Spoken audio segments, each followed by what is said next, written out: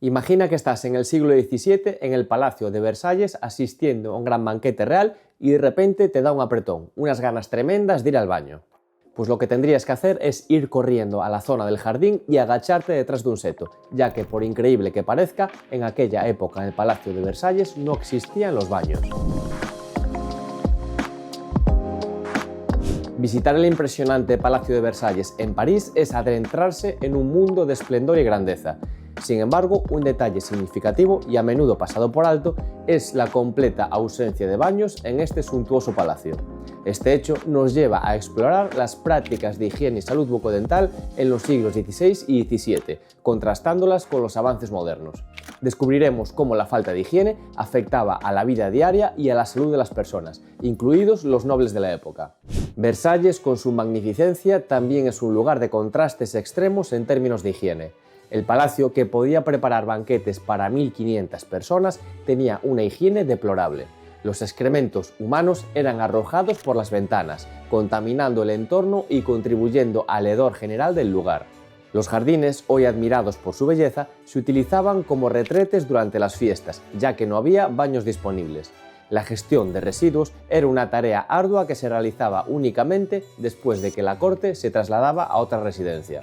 Las pesadas y amplias faldas de las damas de la corte no solo eran una muestra de estatus, sino también una forma de contener el mal olor corporal. Debido a la falta de duchas frecuentes, la ropa estaba diseñada para disimular los olores de las partes íntimas. Las duchas, cuando se realizaban, eran un evento anual en mayo, cuando el clima era más cálido. Esta práctica explica por qué muchas bodas se celebraban en junio, cuando el olor corporal aún era soportable. De hecho, las novias llevaban ramos de flores no solo como adorno, sino también para cubrir el hedor, dando origen a la tradición del ramo de novia. Los baños se tomaban en una sola bañera enorme llena de agua caliente. El jefe de la familia tenía el privilegio del primer baño en agua limpia, seguido por los demás miembros de la familia en orden de edad, terminando con los bebés, quienes a menudo se bañaban en agua sucia y potencialmente peligrosa. Este orden de baño no solo era antihigiénico, sino que también reflejaba las estrictas jerarquías sociales de la época.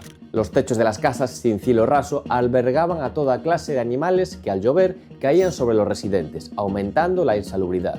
Los utensilios de lata utilizados por aquellos con más recursos se oxidaban con ciertos alimentos, llevando a casos frecuentes de envenenamiento. Los tomates, considerados venenosos debido a su acidez y su reacción con la lata, fueron evitados durante mucho tiempo. Las bebidas alcohólicas en tazas de lata podían inducir un estadio parecido a la narcolepsia, haciendo que algunos fueran confundidos con muertos y preparados para el entierro. De aquí surge la tradición del velatorio, donde se esperaba a ver si el muerto realmente había fallecido. Este hábito era un reflejo de la falta de conocimiento médico y la rudimentaria capacidad de diagnóstico de la época. Inglaterra enfrentaba su propia lucha con la higiene y el espacio para los enterramientos. La práctica de reutilizar tumbas llevó al descubrimiento de arañazos dentro de los ataúdes, indicando que algunas personas habían sido enterradas vivas. Para evitar esta tragedia, se ataba una cuerda a la muñeca del difunto, conectada a una campana fuera del ataúd. Si la campana sonaba, el muerto era rescatado, dando origen a la frase «salvado por la campana». En la Edad Media y el Renacimiento, la salud bucodental era un aspecto gravemente descuidado. La falta de cepillos de dientes y pastas dentales adecuadas significaba que muchas personas sufrían de caries y enfermedades de las encías. Los nobles y ricos, a pesar de tener acceso a mejores recursos, no eran inmunes a estos problemas. Algunos intentaban limpiar sus dientes usando ramitas, plumas de aves o trapos. El uso de ceniza, sal y hierbas era común para intentar combatir el mal aliento y limpiar los dientes, aunque estos métodos eran en gran parte ineficaces y a menudo dañinos para el esmalte dental. Uno de estos utensilios eran unas ramitas que se deshilachaban en un extremo y se utilizaban para frotar los dientes y encías, un precursor rudimentario del cepillo de dientes. La dieta de la época también jugaba un papel crucial en la salud dental. Los alimentos ricos en almidón y azúcar, como el pan y los dulces, eran consumidos en grandes cantidades por la nobleza, lo que aumentaba la incidencia de caries. La falta de conocimiento sobre la relación entre la dieta y la salud dental exacerbaba este problema. Los alimentos refinados y la falta de fibra en la dieta contribuían a una mayor acumulación de placa y caries. Los dentistas, tal y como los conocemos hoy en día, no existían. Los problemas dentales graves eran tratados por barberos cirujanos, que realizaban extracciones de dientes sin anestesia.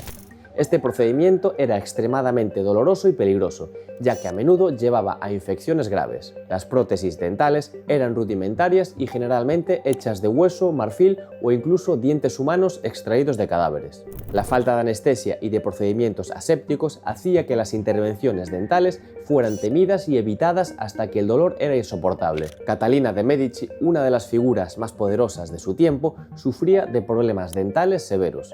Se dice que sus dientes estaban tan deteriorados que emitían un mal olor constante, lo que afectaba sus interacciones sociales y políticas. Luis XIV de Francia, el famoso Rey Sol, fue conocido no solo por su opulencia y absolutismo, sino también por sus problemas dentales, que afectaron tanto a su salud como a su reputación en la corte. Se dice que su aliento era tan fétido que llegaba a incomodar a quienes lo rodeaban, al punto de convertirse en un problema diplomático, ya que los embajadores extranjeros tenían que soportar el mal olor durante las audiencias de oficiales. Uno de los relatos más notables es que en 1676, debido a las infecciones graves en las encías, perdió casi todos sus dientes. Las extracciones dentales que se realizaban sin anestesia en ese tiempo eran extremadamente dolorosas. Durante una de estas intervenciones le fueron extraídos tantos dientes del maxilar superior que incluso se le perforó el paladar, lo que provocó que al beber líquidos estos salieran por su nariz. Esto es lo que se conoce como una comunicación orosinusal. Este problema no solo afectaba a sus interacciones personales, sino que también se hizo un tema incómodo dentro de la corte. Se ha reportado que en reuniones oficiales sus cortesanos y diplomáticos tenían que alejarse discretamente para no sufrir las consecuencias del aliento desagradable del rey. Con el paso de los siglos, la higiene personal comenzó a mejorar. La invención del jabón y su popularización en los siglos XVIII y XIX marcaron un cambio significativo. Los baños se volvieron más comunes y accesibles, y la percepción sobre la limpieza corporal cambió radicalmente. El desarrollo de infraestructuras como las alcantarillas y el suministro de agua corriente también mejoró las condiciones de higiene general, reduciendo así las enfermedades infecciosas y mejorando la calidad de vida. La salud bucodental también experimentó una revolución. En el siglo XVIII se inventaron los primeros cepillos de dientes modernos en China, hechos de cerdas de cerdo y mangos de hueso. Estos cepillos comenzaron a extenderse por Europa, marcando el inicio de una mayor atención a la higiene oral. En el siglo XIX, los cepillos de dientes con cerdas de nylon reemplazaron a los de cerdas animales, mejorando la efectividad y la higiene del cepillado. El siglo XIX vio el nacimiento de la odontología como una profesión médica. Los dentistas comenzaron a utilizar técnicas más avanzadas y seguras para tratar problemas dentales. La anestesia se introdujo, haciendo que los procedimientos fueran menos dolorosos. La invención de las pastas dentales y el enjuague bucal proporcionaron métodos más efectivos para mantener la salud dental. Los descubrimientos en microbiología y la teoría de los gérmenes de Louis Pasteur ayudaron a comprender mejor las causas de las enfermedades dentales y a desarrollar tratamientos más efectivos. En el siglo XX, la educación sobre la importancia de la higiene bucodental se convirtió en un enfoque central. Las campañas de salud pública promovieron el cepillado regular, el uso de hilo dental y las visitas periódicas al dentista. Estos esfuerzos han llevado a una mejora significativa en la salud dental de todo el mundo. Si quieres escuchar más historias sorprendentes y curiosas como esta, no te olvides de suscribirte a nuestro canal y darle al like. Moitas grazas.